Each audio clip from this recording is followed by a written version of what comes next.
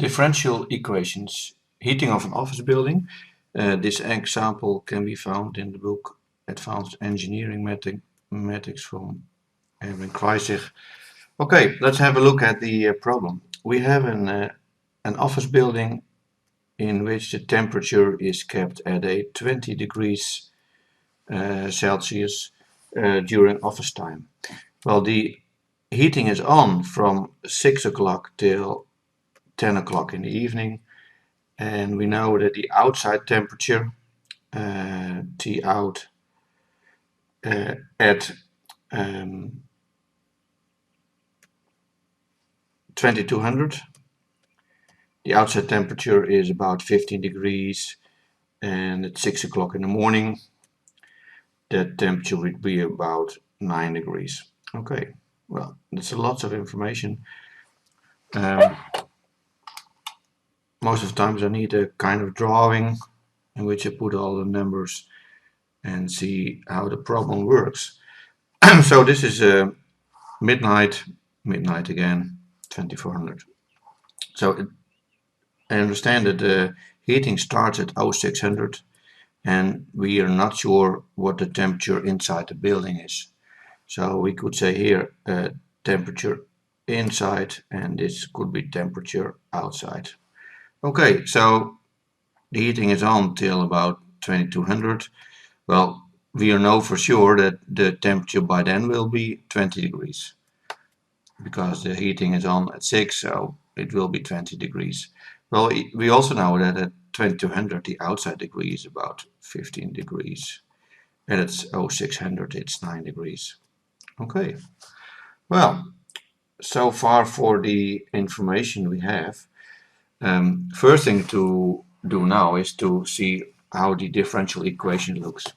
Well, normally we say that the change in temperature during the time equals minus K, so that means that we have a temperature drop, T minus T0. Well, T0 is the environment temperature, and T, well, actually this T is a function of the time, and that one as well.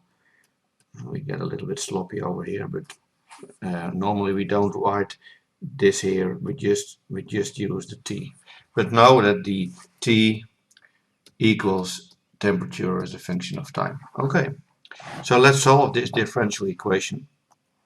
What we do is cross multiply, so we get something like dt equals minus k t minus t0 dt.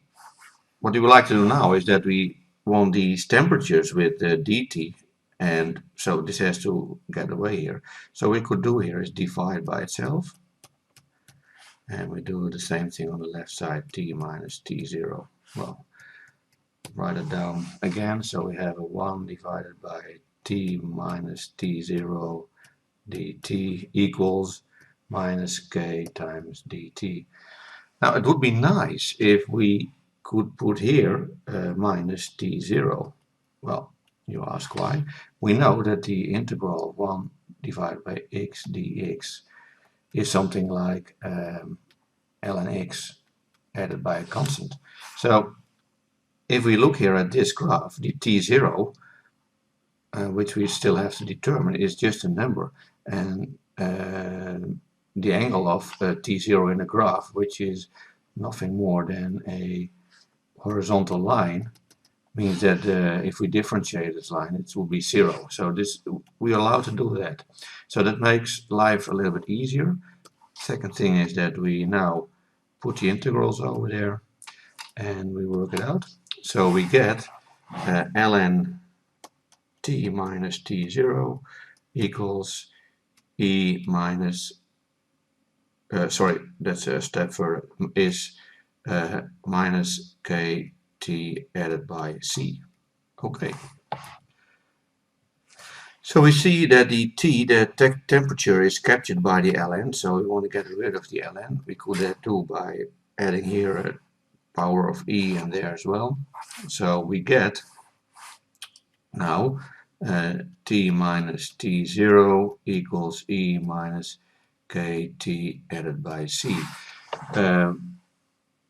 When we add here, we could also say, oh, that's E minus KT times EC, and we could equally change that in EC times E minus KT. Well, this is a number to the power of a number, so we could also easily say that's E times KT. So what brings this?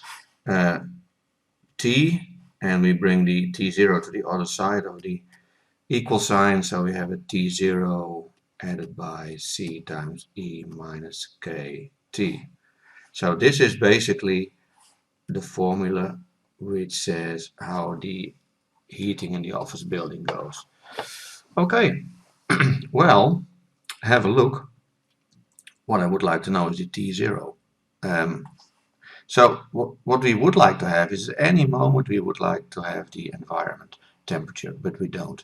So we can say here that the T0 could be something like 9 added by 15 divided by 32. So we take a kind of average temperature is 24 added by 2 is at 12 degrees.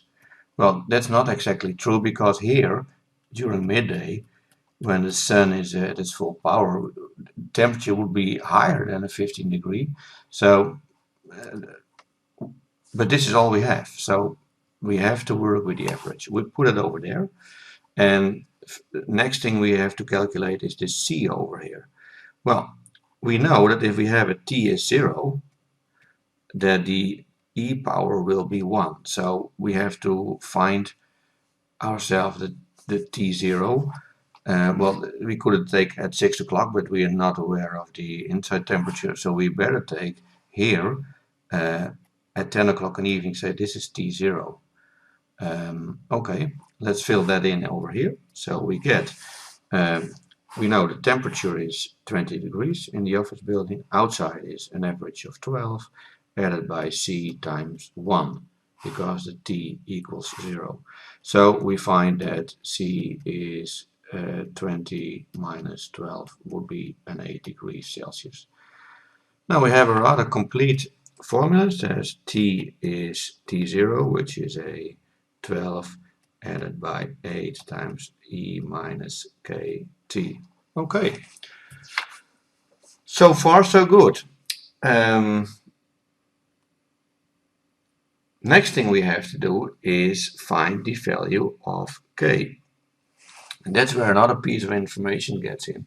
It says that 4 hours after the heating shuts off, okay, so that's another piece of information. It says delta T is 4 hours. We know that the inside temperature, T inside, is 70 degrees Celsius. Okay, heating is shut off at 2200, so that means at 2 o'clock in the morning, 200, temperature in the building is 17 degrees. Okay, now we can fill that in, so we have a 17 equals 12 added by A times A minus 4 hours times K. Well, we shuffle this around, so we get A minus 4K equals, well, 12 to that side, so we have a 17 minus 12 divided by 8, and that would be something like 0.625. Yes, now we have the K in the power of E, so what I would like to do is take the ln, so we have a ln, and that's the ln of E minus 4K equals, and there we have the ln again of the 0.625. So we see that this is less than 1, so will be negative, and it rules out the minus 4 here. So we could say that the minus 4K equals 0.470 and some more zeros, and the K would be something like 0.1175. And now we have the formula complete, because we found the K, and the actual formula of the heating will be something like T equals 12 plus 8 times E minus 0.1175T. T. And with this formula, you can find the temperature inside the bedding at any moment. Okay, thanks for watching.